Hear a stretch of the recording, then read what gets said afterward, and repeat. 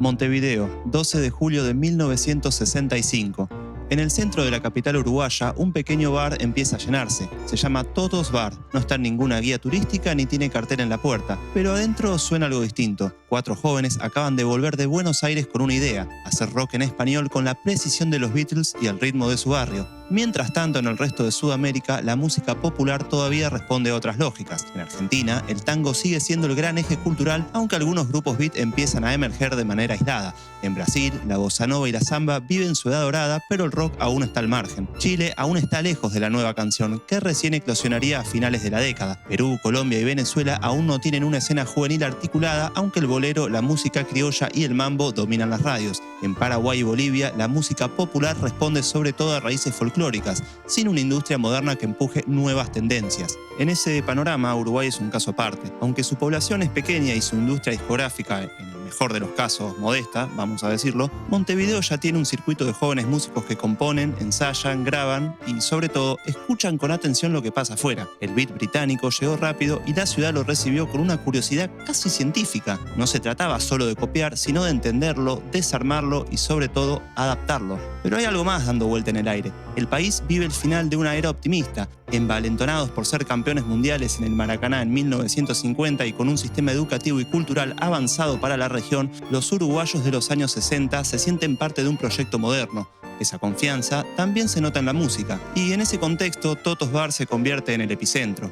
Allí, los Shakers se transforman en la primera banda sudamericana en hacer rock original con identidad propia. Ese invierno, los Shakers lanzan su primer single, Break It All. 4 hermanos en espíritu, los Fatoruso, Hugo y Osvaldo, Roberto Perín, Capobianco y Carlos Cayo Vita, habían pasado meses ensayando una fórmula clara: guitarras eléctricas, armonías vocales cuidadas y estructura Beatle. Pero el mérito no fue solo copiar. Sus temas eran propios, escritos en inglés, con un swing natural y arreglos sorprendentemente sofisticados para la región. En apenas semanas cruzan el Río de la Plata y sacuden Buenos Aires. La explosión de los Shakers no fue aislada. El éxito de Break It All, o Rompan Todo, como se editó en español, y luego su primer LP, editado en 1965 por Odeon, subsidiaria latinoamericana de EMI, marca el inicio oficial del beat rioplatense. En Montevideo, la prensa los empieza a seguir, los adolescentes copian sus peinados y otros grupos surgen: Los Delfines, Los Malditos, Los Mockers, con un tono más Rolling Stone y una camada entera de bandas que aprendían de oído con instrumentos prestados, pero con una claridad impresionante. Realmente, para esta época, Uruguay era potencia sudamericana en lo que a música se refiere, y según algunos, en los cuales me incluyo, durante este brevísimo periodo de tiempo, por momentos se encontraron cabeza a cabeza con gigantes de la industria como Estados Unidos o el Reino Unido. Y había otro detalle que distinguía a Uruguay por sobre el resto de Sudamérica: tenían accesos a vinilos importados casi al mismo tiempo que en Europa o Estados Unidos. El puerto de Montevideo y su comercio ágil permitían que los discos llegaran en tiempo récord. Eso alimentaba una escucha atenta y técnicamente más afinada que en muchos países vecinos. Además, el país tenía una red de educación pública muy fuerte, acceso masivo a instrumentos por importación y una juventud que, si bien vivía en un país chico, tenía curiosidad cosmopolita. Allí, en Argentina, aún dominaba el tango y el folclore. Figuras como Mercedes Sosa, Jorge Cafrune o los Chalchareros representaban el núcleo fuerte de la música popular. Pero el beat empezaba a infiltrarse en algunos nichos. Los Gatos Salvajes, precursor de los Gatos, y Almendra todavía no existían como tales, pero ya había adolescentes atentos a lo que venía desde Montevideo, el epicentro de la revolución musical en el Cono Sur. Para 1966, los Shakers ya no son una novedad, son la referencia. Su segundo disco, Shakers for You, eleva la apuesta. Los arreglos son más complejos, aparecen climas psicodélicos y el grupo deja claro que no son solo una copia de los Beatles,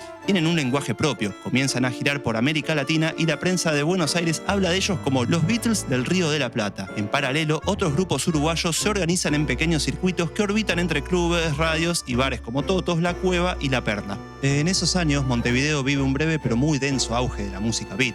El público es chico pero muy atento y la escena está concentrada pero firme. Los grupos empiezan a escribir también en español, aunque el inglés sigue siendo dominante por razones estéticas y de aspiración, lógicamente, internacionales. Mientras tanto, en Argentina, la semilla que los Shakers plantaron un año antes ya empieza a florecer. En Rosario, los Gatos Salvajes, con Lito Nebbia a la cabeza, mutan y en 1967 nace Los Gatos. Ese mismo año editan La Balsa, que venderá 200.000 copias y se considera el punto de partida del rock argentino en castellano. Mientras tanto, La Cueva de Avenida Pueyrredón en Buenos Aires se convierte en el equivalente equivalente argentino al Totos Bar. Ahí tocan Morris, Javier Martínez, Tanguito y otros que en breve formarán Manal, Almendra y Box Day. Muchos de estos artistas escuchaban lo que pasaba en Montevideo y tenían un respeto / admiración, y aunque a los argentinos les cueste admitirlo, un poco de envidia sana por el denominado en aquella época sonido uruguayo. Aunque hay que decirlo, Argentina ya comenzaba a tomar el liderazgo regional hacia finales de la década. En Brasil, la joven guarda sigue dominando el aire, pero algo nuevo está por nacer. A fines del año 67 aparece el Tropicalia, un movimiento que mezcla rock psicodélico, samba, política y arte visual. Caetano Veloso, Gilberto Gil, Os Mutantes, Gal Costa rompen el molde. A diferencia del beat uruguayo, la Tropicalia es menos británico y más híbrido, con raíces brasileras mucho más marcadas. Como sabrán, por cuestiones idiomáticas, a nivel musical Brasil era medio como un mundo cerrado y ajeno a lo que musicalmente pasaba en el resto, no solo de Sudamérica, sino de Latinoamérica en sí. Los Shakers ya habían grabado 2 discos exitosos, girado por América Latina y conquistado Buenos Aires, pero en 1968 hacen algo inesperado. Abandonan el inglés y abrazan al español y graban un álbum conceptual que mezcla rock psicodélico, candombe, tango y barroquismo Beatle en dosis únicas. No fue un disco casual, fue una toma de posición estética y cultural. El álbum no tiene una historia narrativa, entre comillas, pero sí una lógica de collage y secuencia, como Sgt. Pepper o Magical Mystery Tour. El Totos Bar del título nunca existió como bar real en ese momento, sino como metáfora de un lugar de reunión de personajes variopintos, excéntricos, anacrónicos, bohemios, un bar mental donde se da esta conferencia secreta. Las letras están llenas de juegos lingüísticos, giros de lunfardo, poesía urbana y referencias al Uruguay real y mágico a la vez. Hay guiños al campo, a la ciudad, a la infancia, al tango, al humor absurdo y a un delirio lisérgico de la época. Fue grabado en Argentina, pero con dirección estética de lo faturoso. Usaron estudio de 4 canales y mucho trabajo artesanal para lograr climas envolventes. Técnicamente fue un álbum ambicioso que en muchos aspectos anticipó lo que harían bandas progresivas de los años 70. La música es extremadamente diversa. Hay psicodelias en temas como Candombe o Más largo que el ciruela, después hay tango y milonga como en temas como Nunca Nunca, El pino y la rosa, estructuras barrocas con clavicordio, temas con aire bossa nova o jazz como el tema de la sangre y por supuesto referencias beat y rockeras. Y para sorpresa de algunos, un solo de bandoneón, todo con arreglo complejo, producción cuidada y un enfoque casi artesanal. El problema fue que el disco no fue comprendido, ni los fans del beat tradicional ni el público argentino, que estaba más volcado al español directo de la balsa, conectaron con la obra. No vendió bien y la discográfica los dejó en libertad de acción. El grupo se disolvió poco después. Pero con el tiempo el disco se volvió de culto y hoy se lo considera el primer álbum conceptual de rock en español de América del Sur. Pero con el tiempo fue revalorizado como un hito. Algunos críticos lo comparan con Odyssey and Oracle de los Zombies o incluso con Smile de los Beach Boys. Acá me permito decir que entiendo la comparación, pero la verdad no la comparto. Smile es un monstruo musical completamente aparte para mí. Medios internacionales lo tildaron en su momento de ser la respuesta sudamericana a Sgt. Pepper de los Beatles, y si les interesa podemos hacer un video comparando ambos discos, teniendo lógicamente en cuenta el contexto y presupuesto de ambos. Es un disco que realmente se los recomiendo, cosa que por lo general no suelo hacer, pero eso sí, les preaviso que es una obra colosal que bien puede no gustarles a todos, pero sí los invito a que al menos lo aprecien por lo que es. Montevideo, 1969. Los Shakers se disuelven en silencio. El disco que podría haberlos consolidado como pioneros quedó incomprendido, pero la semilla ya estaba planteada. Uruguay entra ahora en una nueva etapa, más introspectiva y más urbana. Acá aparece con fuerza una figura que será clave, y recuerden este nombre, Eduardo Mateo, también conocido como el Syd Barrett sudamericano, guitarrista, compositor, cantante y figura de culto. Su estilo mezcla bossa nova, candombe, jazz y folk psicodélico. Es imposible de clasificar. Algunos lo encuentran críptico, otros visionario. Yo particularmente lo encuentro interesante, no sé si necesariamente visionario.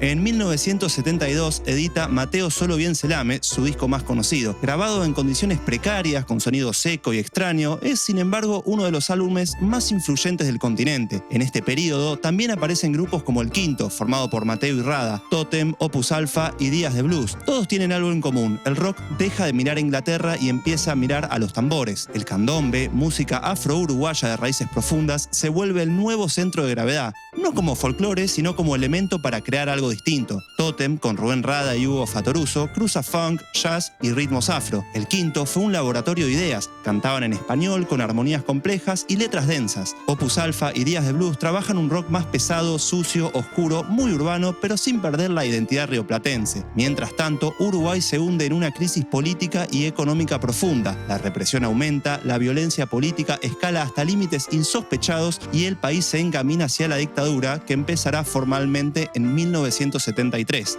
Esta situación golpea a la música. Muchos artistas emigran, otros se silencian y algunos se refugian en la metáfora y la introspección. En estos años, Uruguay no tiene una industria musical fuerte ni grandes medios de difusión, pero lo que se produce es original, profundo y adelantado a su tiempo. No hay muchos discos, pero cada uno tiene peso.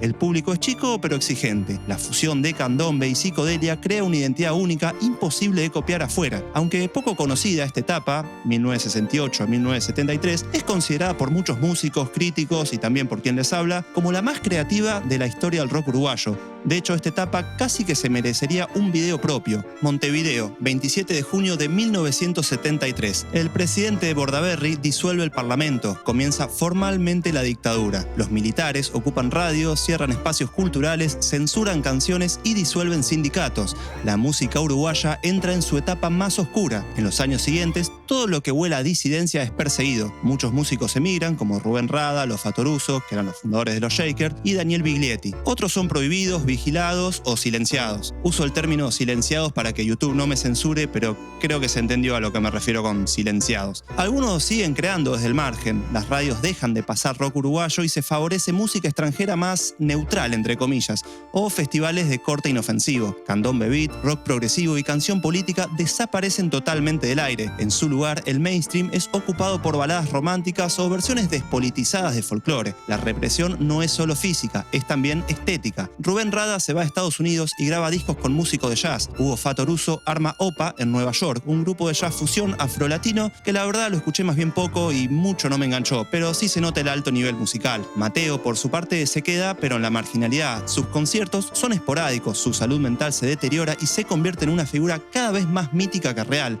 Aunque el circuito formal está apagado, en las casas, clubes y sótanos se graban cassettes, se pasan de mano en mano, se tocan canciones prohibidas en reuniones privadas. Es una época oscura de resistencia subterránea, donde el rock uruguayo sobrevive en pequeños nichos, lejos del radar oficial. Grupos como Sindicato del Jazz, Urbano, Siglo o incluso sobrevivientes como Días de Blues mantienen una actividad intermitente. También surge una pequeña escena de música experimental, con acceso limitado a la tecnología, pero muchas ideas. A comienzos de los años 80, Uruguay seguía bajo dictadura, pero algo se estaba resquebrajando. La censura aún operaba, pero no era tan cerrada como en los 70. Las radios empezaban a colar cosas nuevas, los jóvenes escuchaban música de afuera por importación, por grabaciones caseras o por vinilos traídos por familiares. Había un hambre sorda, acumulada. Muchos de estos pibes nacieron o crecieron en dictadura. No habían conocido otra cosa, pero ahora eran adolescentes con instrumentos, peinados raros nuevos y ganas de romper el silencio. Mientras la generación del canto popular estaba agotada, los adolescentes de Montevideo descubrían el punk, el post-punk, el ska y la new wave. Bandas como The Clash, Joy Division, The Cure o Los Ramones llegaban de forma fragmentaria, sí, pero llegaban. Uruguay nunca había tenido un punk clásico como el inglés del 77 en Reino Unido. Lo que se forma acá es una versión más oscura, urbana, existencial, enraizada en la represión y el encierro. A falta de locales o apoyo institucional, se toca en salas de teatro alternativo, clubes barriales, galpones o patios de casas. En estos años no hay industria discográfica local para el rock, así que todo es autogestivo. Se arman toques clandestinos o semiclandestinos, se hacen afiches a mano, circulan fanzines con letras, manifiestos, entrevistas. La mayoría graba en cassette o en estudios prestados y las radios comienzan a abrir el juego tímidamente. Algunos programas de noche en radios AM y, muy importante esto, pasan bandas nuevas como Los Estómagos, nunca se me hubiera ocurrido ponerle ese nombre a una banda, pero bueno, estuvieron creativos ahí, que arrancan en 1983 en Pando. Toman cosas de The Clash y Los Ramones, pero con letras más introspectivas y desencantadas. Los Tontos, formados en 1984, son como distintos, con una estética absurda, casi paródica, pero con una crítica profunda. Fueron claves para marcar que el rock también podía burlarse de sí mismo. En cierta manera similares a Virus en sus comienzos, aunque solo en algunos aspectos. Tengan en cuenta eso. Después estaban, y acá me pongo de pie, Los Traidores, más crudos, oscuros y existencialistas. Se forman en 1983 con letras sobre la alienación, la hipocresía y el miedo. Visualmente más post-punk al estilo de Joy Division o The Cure, como pueden ver acá. Y su disco Montevideo Agoniza es una fotografía lúgubre y visceral de Montevideo hacia mediados de los 80 y probablemente sea mi disco uruguayo favorito en términos quizás ya más personales. Y por último, el grupo seguramente más conocido por todos los que estén viendo este video, el Cuarteto de Nos, que ya existían desde los 70 como dúo instrumental, pero a partir de los 80 empiezan a meter letras con ironía, rareza y crítica social. Todavía le falta para el boom masivo que todos conocemos, pero ya están cocinando algo muy uruguayo. Nunca deja de sorprenderme el hecho de que mucha gente no sabe que el Cuarteto es una banda que existe hace más de 40 años, así que nada, dejo el dato por si a alguien le interesa. En paralelo, el fútbol uruguayo también estaba en crisis, pero conservaba su peso simbólico. La dictadura intentaba usarlo como válvula de escape. En 1980, Nacional de Montevideo gana la Libertadores y en 1983 Peñarol repite, pero no alcanza para ocultar el hartazgo. Los jóvenes que iban a los estadios eran los mismos que escuchaban rock con auriculares en el bondi o que se metían en el teatro circular a ver una banda post-punk. Sin meterme en política, más que nada porque no es un tópico inherente al canal, voy a decirles resumidamente que hacia finales de 1984 la situación ya no se sostiene más. Las movilizaciones populares crecen y en 1985 asume Sanguinetti. Vuelve la democracia y el rock uruguayo está listo para explotar, y esas bandas que venían formándose al margen ahora irrumpen de frente en radio, festivales, televisión y la calle. Ese mismo año se organiza el festival Montevideo Rock 1 y los diarios empiezan a hablar de una nueva juventud. Uruguay, sin una gran industria ni medios poderosos, logra una escena compacta, coherente y con identidad, y aunque de menor escala tiene más peso cultural per cápita que muchos países más grandes. Los programas de TV como El Dorado y Rock de Primera empiezan a mostrar bandas uruguayas, la radio FM crece y aparecen programas especializados en rock nacional. La ropa, los cortes de pelo, los póster, todo se vuelve parte de una nueva identidad juvenil. Por otra parte, durante los 80, Argentina vivió un auge de su industria musical gracias a varios factores. Con la democracia recuperada en 1983, se desató una explosión cultural post-dictadura, con el surgimiento de bandas de enorme convocatoria como Soda Stereo, Virus, Los Abuelos de la Nada, Charly García, Fito Páez, Sumo y una larga lista, etc., con producción profesional de discos, videoclips, giras nacionales masivas y programas como Badía y Compañía o Rock and Pop que masifican nuevos sonidos. De esta forma, Argentina se transformó en la capital cultural del rock en español de Sudamérica. Mientras tanto, en Uruguay también se vivía una apertura tras la dictadura, pero las condiciones eran muy distintas. Las radios aún estaban dominadas por programaciones conservadoras,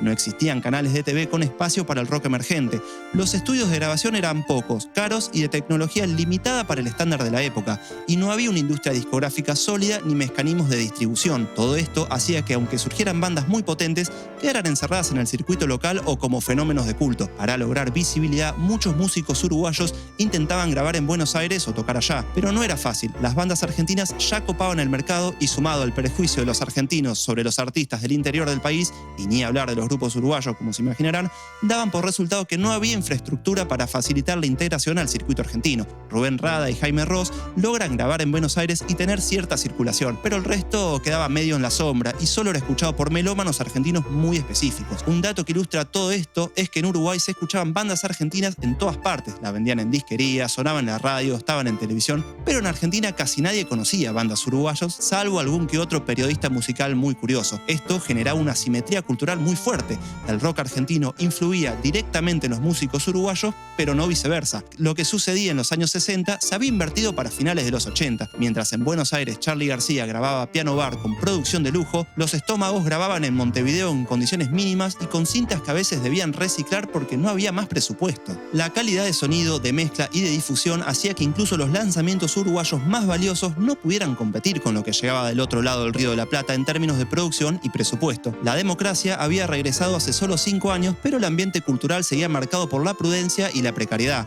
Muchos artistas estaban volviendo del exilio, mientras otros intentaban reconstruir un circuito que había sido desarticulado por la dictadura. Los Estómagos se separaron oficialmente en 1989 y de estas cenizas nació Buitres después de la una, que en esos primeros meses del 90 apenas empezaban a tocar en bares y centros culturales de barrio. Todavía eran una banda con estigma oscuro, de culto, no masiva. El rock uruguayo era un terreno fragmentado, no había disqueras grandes apostando ni estaciones de radio que difundieran masivamente música nacional. Tampoco había prensa especializada. Montevideo seguía siendo una ciudad más bohemia que moderna. Mientras tanto, en Buenos Aires, Charly García estaba en la etapa de filosofía barata y zapatos de goma. Soda Stereo preparaba su unplug y los Redondos llenaban canchas. Uruguay, en cambio, funcionaba más como una escena de resistencia, a una pequeña escala. Empiezan a surgir espacios alternativos como La Cueva, un boliche pequeño en el corazón de la ciudad vieja, que se transforma en el epicentro del nuevo under montevideano. Ahí tocan bandas que no tienen disco, que circulan por demos con cassette y que todavía no pueden vivir de la música. Plaza Mateo, Montevideo, 24 de diciembre de 1995. Un grupo de amigos en una plaza pública frente al puerto de Montevideo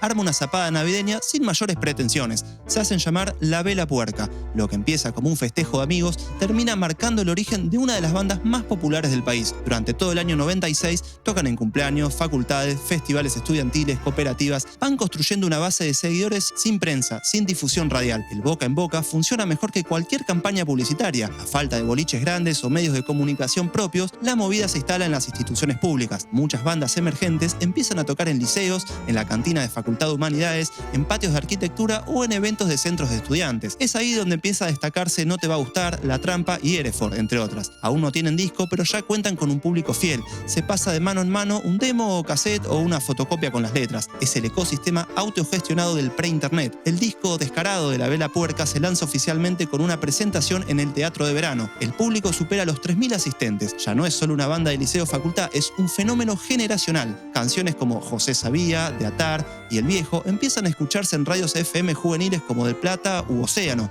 que hasta entonces privilegiaban pop anglosajón o rock argentino. La recepción es explosiva. En solo unos meses se convierten en la banda más escuchada del país. Ese mismo año graban una versión mejorada del disco en Alemania gracias a una gira europea financiada con apoyo del Goethe Institut. Empiezan la etapa de internacionalización del rock uruguayo, algo que muy pocas bandas nacionales habían logrado antes. Ese año también es clave para No Te Va a Gustar, que gana el concurso Generación 98 de Canal 10 con la canción Déjame Bailar. El premio les da la posibilidad de grabar su primer disco, Solo de Noche, que saldría el año siguiente. Todavía son muy jóvenes, tenían entre 16 y 20 años más o menos, pero ya tienen claro que su modelo es La Vela Puerca, aunque con un enfoque más melódico y menos ska. A fines de los 90, Montevideo ya tiene una red establecida de salas: La Trastienda, BJ Sala, El Tinglado, La Barraca y algunas ferias culturales barriales. Los recitales autogestionados conviven con conciertos organizados por sellos y productoras pequeñas. Bizarro Records lanza los primeros discos de No Te Va a Gustar, Hereford, y edita oficialmente materiales de La Tabaré, Buitres y La Vela. El catálogo del sello es,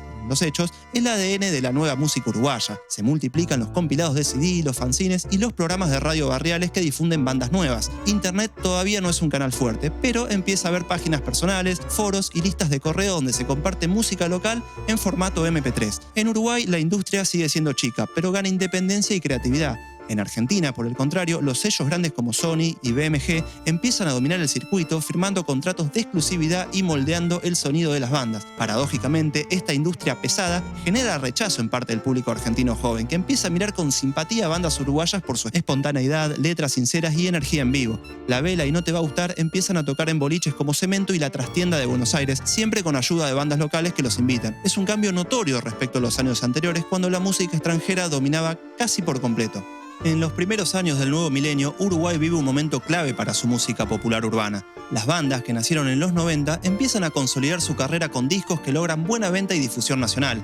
En esta etapa, la música uruguaya vive una consolidación más firme y comienza a tener mayor proyección internacional, con giras regulares y discos cada vez mejor producidos. En 2006, No Te Va a Gustar lanza Todo es tan inflamable, disco que los posiciona como la banda uruguaya más popular, con canciones que entran en el cancionero nacional. En 2007, La Vela Puerca saca A Contraluz, álbum que reafirma su sonido y presencia.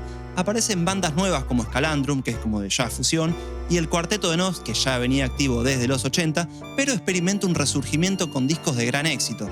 La escena de música uruguaya también se vuelve visible en festivales nacionales e internacionales, destacándose en Uruguay el Festival Internacional de Jazz de Punta del Este y eventos de rock alternativo. La grabación y producción mejoran gracias al acceso a nuevas tecnologías digitales. Los discos comienzan a tener mejores mezclas y masters, y las bandas apuestan a formatos digitales además del tradicional CD. Las redes sociales y YouTube empiezan a ser plataformas claves para la difusión.